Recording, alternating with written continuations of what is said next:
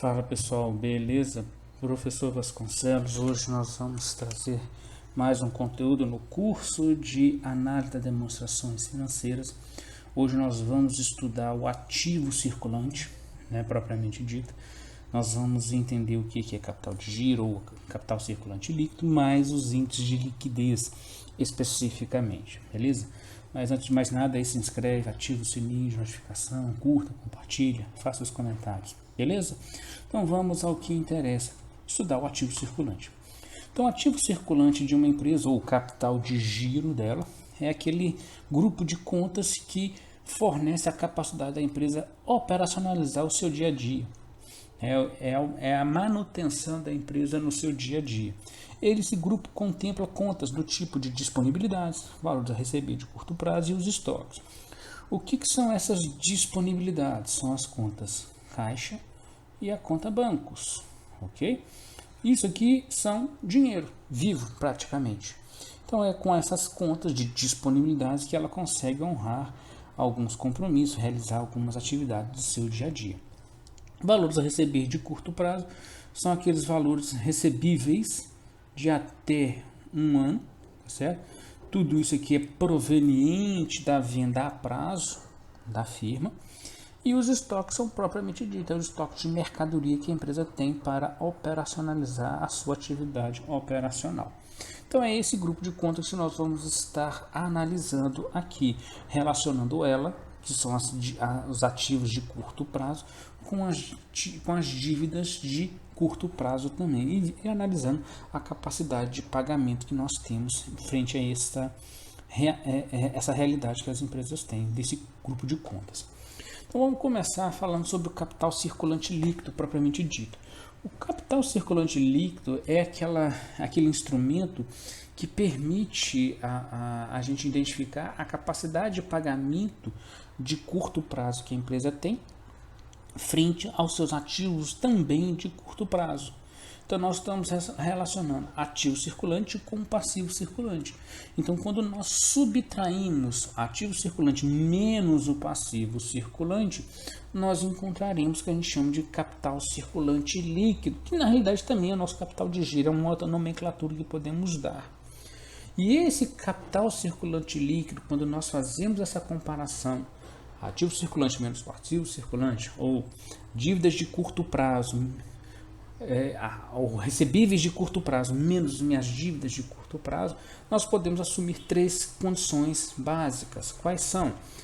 Ativo circulante igual ao passivo circulante, ativo circulante menor do que o passivo circulante e ativo circulante maior do que o passivo circulante propriamente dito. Então vamos falar um pouquinho de cada uma dessas três situações aqui. Então quando eu tenho ativo circulante igual ao passivo circulante, que é essa situação número 1 aqui, nós temos a situação de que todos os meus ativos de curto prazo, se eu resolvesse honrar as minhas dívidas de curto prazo, eu conseguiria. É como se eu tivesse 1 para 1 aqui, Se a gente pensar 1 para 1, tá? Então eu tenho R$1 de ativo circulante, eu tenho R$1 de dívida.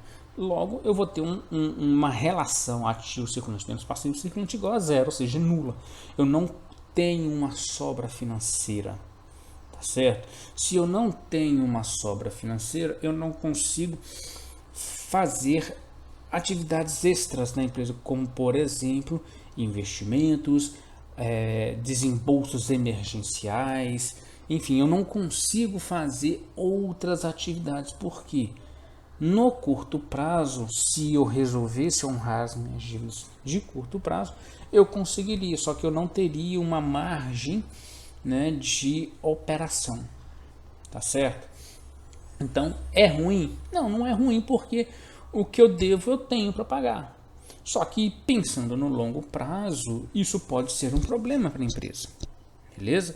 Então, quando os dois são iguais, é chamado de CCL nulo. Quando eu tenho já o segundo caso, que é o ativo circulante menor do que o passivo circulante, ou seja, eu tenho uma situação negativa, o meu CCL é negativo, ou seja, é como se eu tivesse 1 para 2 aqui, 1 para 2. Para cada R$1 de ativo que eu tenho R$2 de passivo circulante. Então eu pagaria esse R$1 e ainda ficaria sobrando R$1. Então eu tenho um desequilíbrio aqui, né, que talvez no curto prazo não traga, possa ser que não traga algum reflexo imediato, mas no longo prazo, a gente sempre tem que pensar também no longo prazo, isso pode ser uma situação complicada, né, porque a gente não conseguirá, a empresa não conseguirá fazer aquelas situações emergenciais que possam surgir, né, ao longo da sua atividade operacional, não consegue fazer expansão do parque industrial, não consegue fazer investimentos em máquinas, equipamentos, etc.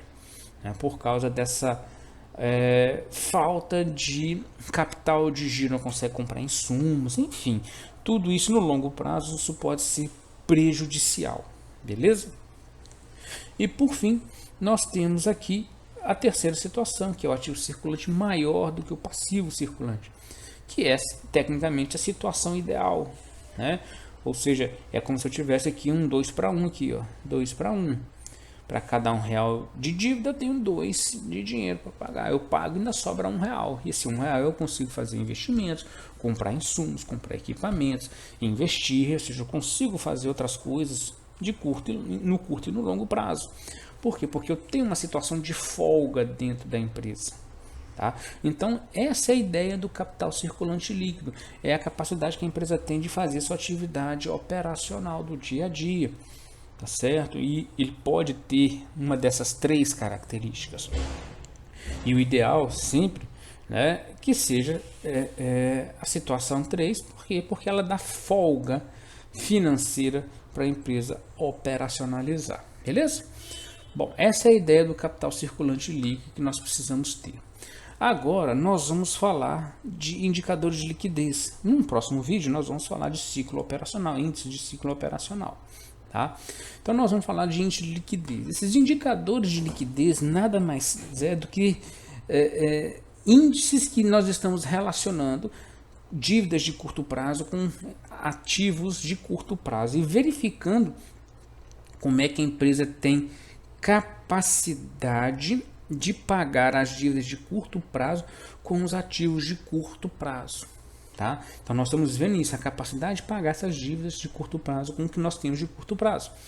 Logo, nós vamos ter 4 indicadores básicos para analisar, que é o liquidez imediata, liquidez seca, corrente e geral. Não quer dizer que numa análise, né, das demonstrações você deva utilizar esses 4 indicadores. Nada te obriga a usar os 4, mas nada te impede de usar 2, 1, 3 ou mesmo os 4 indicadores. Vai depender da profundidade que você quer dar à sua análise. Né? Se com 2 índices você já julgar que é suficiente a interpretação da liquidez de uma empresa, beleza, segue o jogo. Mas se você vai se sentir mais confortável em analisar os 4 índices, beleza também, está valendo. Né? Então é você, analista, é que vai dar a profundidade necessária para análise e interpretação dos resultados. Beleza? Então vamos falar da liquidez imediata. A liquidez imediata, nós estamos analisando a capacidade que a empresa tem de pagar as dívidas de curto prazo, ou seja, o passivo circulante, apenas com os disponíveis, ou seja, apenas com o que é dinheiro. Lembrando que são a conta caixa e conta banco. Então, se a empresa optasse por pagar todas as suas dívidas de curto prazo apenas com o dinheiro que ela tem disponível hoje, como é que seria essa relação? Né? Aí nós temos aí, por exemplo, a SAF Neto, que fala que o seguinte, ó, esse tipo de índice normalmente ele é pequeno para as empresas. Por quê? O que pode explicar isso? Se nós analisarmos pela ótica que nós estamos falando que conta caixa e conta banco são dinheiros propriamente ditos, essa conta caixa e a conta bancos são contas em que não há remuneração pelo capital, ou seja, não há juros incidindo sobre ela. Então, se não há juros incidindo sobre elas, o que está acontecendo? A empresa está perdendo dinheiro. Então, se ela mantém um volume de capital nessas duas caixas, nessas duas contas extremamente elevados, ela está perdendo dinheiro, né? Ela está perdendo dinheiro. É custo de oportunidade. Então ela poderia estar tendo uma remuneração aí de 2%, 3%, dependendo do tipo de investimento, né? Mas ela está optando por mantê-lo ali por uma possível eventualidade que, quiçá, talvez, não seja necessário. Então, ela está perdendo dinheiro. Então, normalmente, esse índice que o Asaf Neto está falando, ele vai ter um índice baixo, por quê? Por causa desse custo de oportunidade. As empresas tendem a manter um volume de dinheiro relativamente baixo aqui para a manutenção do seu dia a dia, para que ela possa estar fazendo alguns investimentos também de liquidez imediata, que são chamados de equivalente de caixa, onde ela consegue recuperar ou transformar em dinheiro com muita velocidade. Tá certo? Por exemplo, tem algum investimento que demanda em 1 dia, 2 dias de compensação. Então ela consegue, né, recuperar esse investimento que ela fez. Com 1, 2 dias o dinheiro já está em caixa para ela poder fazer a sua operação que ela deseja. Tá? Então a liquidez imediata, eu estou analisando de fato o quanto que eu consigo pagar das minhas dívidas de curto prazo apenas com o dinheiro que a empresa tem disponível naquele momento. Tá? Muito bem. Normalmente vai ser um índice relativamente baixo em função do que já foi exposto. Nós temos a liquidez seca. A liquidez seca revela percentual das dívidas de curto prazo, ou seja, do passivo circulante, em condições de serem liquidadas imediatamente com os ativos mais líquidos existentes. Olha, ativos mais líquidos existentes. O que são esses ativos mais líquidos existentes? A conta caixa, a conta bancos e duplicatas a receber. Duplicatas a receber, nós temos que pensar o seguinte: existem 2 possibilidades de nós analisarmos aqui. Se a empresa for receber essa duplicata via cliente, isso pode demorar um tempo em função do prazo concedido para o pagamento. Mas a empresa pode negociar essa duplicata a receber esse título numa instituição financeira a um determinado custo e antecipar esse recebimento, né? Descontando a taxa de corretagem, vamos chamar assim, da instituição financeira. Mas ela consegue transformar em dinheiro com mais facilidade, com mais rapidez. Então nós estamos vendo como é que eu posso pagar o meu ativo, meu passivo circulante, com as contas mais líquidas que existem nela, que é caixa, bancos e duplicatas a receber. Tá certo? Nesse tipo de liquidez, que é a liquidez seca, tá certo? Lembra que aí eu estou tirando os estoques, porque os estoques demandam tempo, tá certo? Matematicamente é isso, ó. É ativo circulante menos estoques menos despesas antecipadas. Estou falando a mesma coisa aqui em cima, tá? A lógica desse índice de liquidez seca é quanto maior for esse índice, melhor. Então, se eu achar, por exemplo, um índice de 0,90, isso quer dizer o seguinte: para cada R$1 de dívida, eu tenho apenas 90 centavos para pagar. Ainda tem uma diferença de 10 centavos. Ainda fico devendo 10 centavos. Se eu achasse aqui um índice de 1,50 para cada R$1 de dívida, eu disponho de 1,50 e ainda sobra 50 centavos, né, do meu recurso. Então eu consigo pagar as dívidas e ainda sobra 50 centavos. Né? Então quanto maior for esse índice aqui, ó, melhor, porque eu vou estar comparando com para cada R$1 de dívida. Então, quando eu comparo, faço a diferença entre os dois, eu tenho que achar pelo menos um valor maior ou igual a zero, né? Maior ou igual a zero. Muito bem. Então, essa é a ideia da liquidez seca, é pagar as minhas dívidas com as contas mais líquidas que existem dentro da empresa. Nós temos a liquidez corrente. A liquidez corrente é a relação de todo o meu ativo circulante com o meu passivo circulante. Então, eu estou relacionando o que eu tenho para pagar com o que eu tenho de curto prazo. Tudo que eu tenho para pagar de curto prazo, já é bom frisar isso, com o que eu tenho a receber, né, operacionalizar ali de curto prazo. Tá certo? Da mesma lógica do que nós falamos da liquidez seca, esse índice também é a relação de quanto maior, melhor. Então, se eu acho da mesma forma a relação de 1,50 para cada R$1 de dívida, se eu subtrair isso aqui, eu vou achar um valor de 0,50. positivo, ou seja, para cada R$1 de dívida eu tenho 1,50 para pagar, eu pago e ainda sobram 50 centavos para investimentos necessários.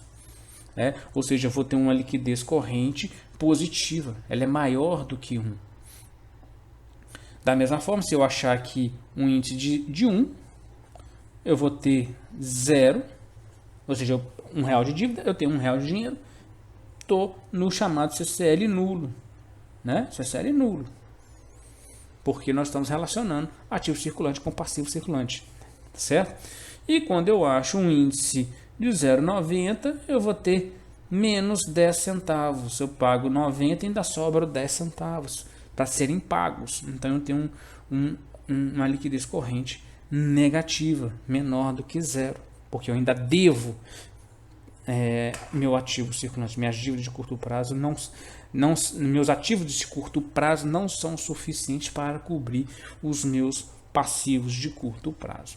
Beleza? Então, na liquidez corrente, quanto maior, melhor é o índice. Beleza? Por fim, nós temos a liquidez geral. A liquidez geral, aqui nós percebemos que até os primeiros índices que nós analisamos indicadores de curto prazo. O liquidez geral, nós já estamos abrangendo isso para o longo prazo. Então, nós estamos somando o que a empresa tem de curto prazo, mais o que ela vai realizar no longo prazo, com as dívidas de curto e longo prazo que ela tem. Entendeu? Então, nós vamos comparar curto e longo prazo com dívida de curto e longo prazo. Da mesma forma que nós mostramos até agora, quanto maior, melhor é esse índice, mostra a capacidade financeira da empresa no longo prazo de poder honrar os seus compromissos. Então, mais uma vez, se eu achar um índice de 1,50 para cada R$1 de dívida, eu tenho 1,50 para pagar e sobram 50 centavos para investimentos de longo prazo, em máquinas, equipamentos, insumos, etc. Da mesma lógica, se eu acho um índice exatamente igual a R$1 de dívida de curto e longo prazo, eu tenho R$1 de ativo de curto e longo prazo para pagar. Para cada R$1 de dívida, tenho 90 centavos para pagar. Então, a lógica da interpretação é a mesma. A liquidez geral mostra, só para frisar, a capacidade financeira da empresa de honrar seus compromissos no longo prazo, porque nós estamos inserindo na equação os ativos de longo prazo e os passivos de longo prazo. Beleza? Vamos para exemplos práticos desse índice, beleza? De liquidez, para a gente finalizar nosso vídeo de hoje, nossa aula de hoje. Tá? Então, nós temos um balanço, ano X0 e X1, ativo circulante e passivo circulante, um balancinho básico. Se a gente fosse fazer um cálculo do capital circulante líquido, nós pegaríamos o ativo circulante de X1 menos o de X1. Então, nós temos aqui a CCL do ano X0. Então, eu vou pegar o ativo circulante, 7.910, menos 3.700 do ano X0. Vai me dar um CCL de 4.200. Então, o CCL é positivo. Aí, se eu fosse comparar com o ano seguinte, eu tenho 8.640 com 5.900. Eu tenho um CCL positivo, legal. Mas, no entanto, percebo que há uma diminuição de um ano para o outro. O que explica isso? Não adianta simplesmente falar, aumentou, diminuiu. Então, nós vamos entender o que aconteceu. Aí a gente volta no balanço e tenta entender. O que pesou, se a gente olharmos o ativo circulante, não houve tanta diferença de um ano para o outro, uma variação muito pequena. Mas quando nós analisamos o passivo circulante, houve uma variação maior de um ano para o outro, de 3.700 para 5.900, quase R$2.000 a mais. O que pesou nisso aqui? Foi os empréstimos, foi a conta que mais impactou nesse comprometimento do capital de giro de uma empresa. Ela continua sendo boa porque ela continua sendo positiva? Sim, continua. Mas o que explica, melhor dizendo, essa diminuição é a conta empréstimos, que ela aumentou consideravelmente. Ela mais que dobrou. Então isso mostra que a empresa assumiu compromissos, né, maiores. Ela fez empréstimos financeiros para investir em alguma atividade operacional, seja em estoques, seja em outra atividade, ativo imobilizado, né, enfim. Então ela houve essa situação, que é o que explica, ou que pode explicar.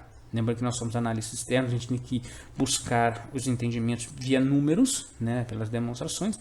Então nós podemos dizer que o que explica essa diminuição do CCL é a conta empréstimo, porque ela aumentou consideravelmente.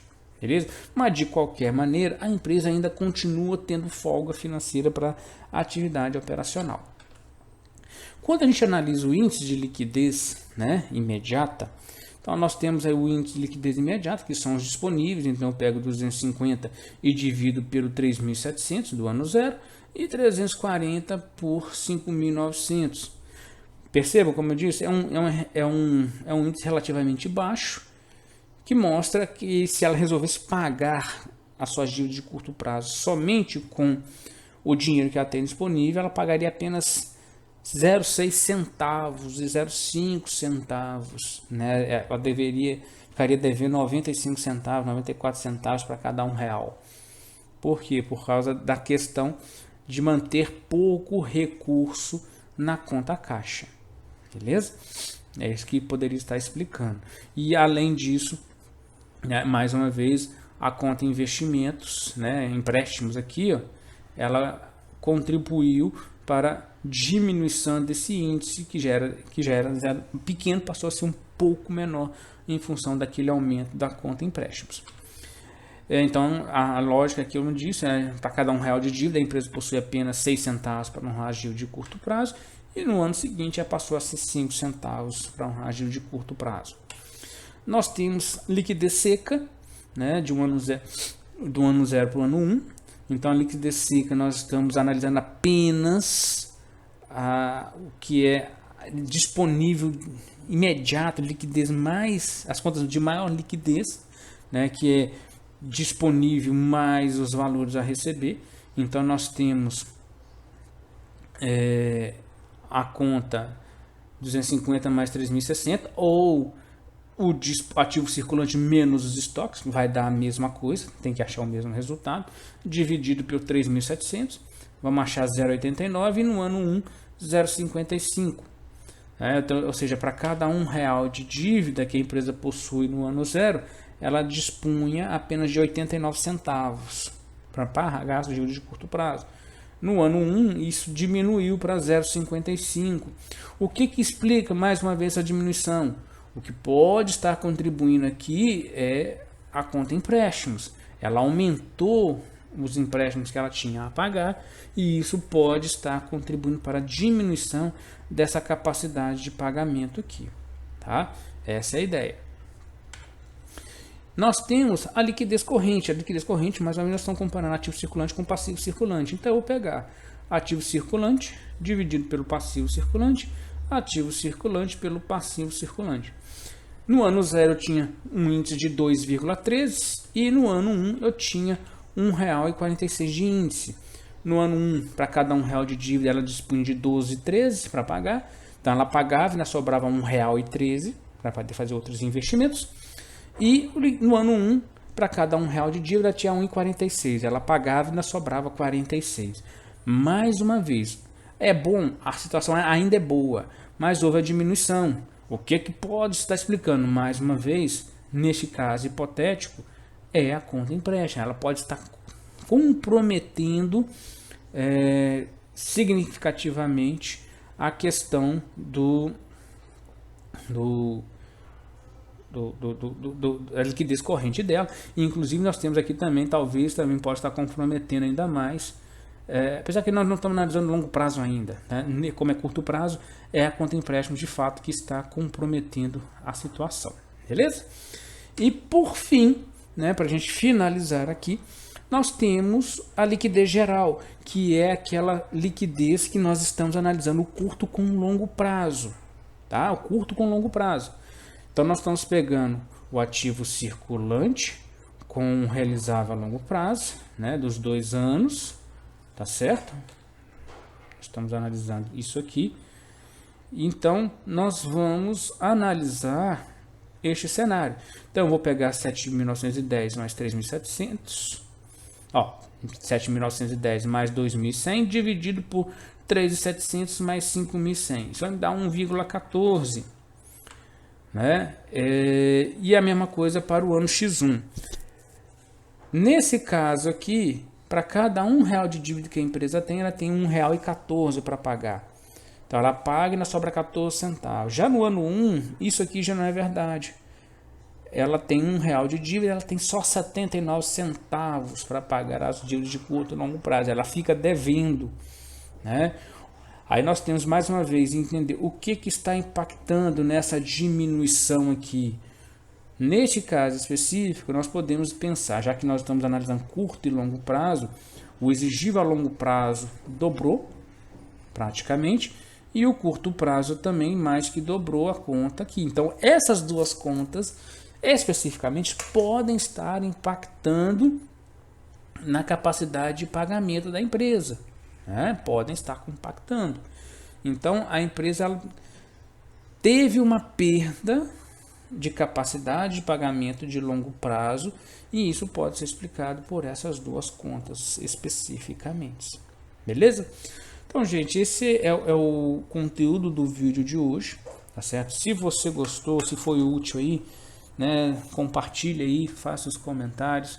A gente vai estar compartilhando nos próximos vídeos aí sobre outros índices de análise das demonstrações financeiras, beleza? No mais é isso, obrigado por ter assistido aí até o final e a gente se vê no próximo vídeo. Abraço a todos.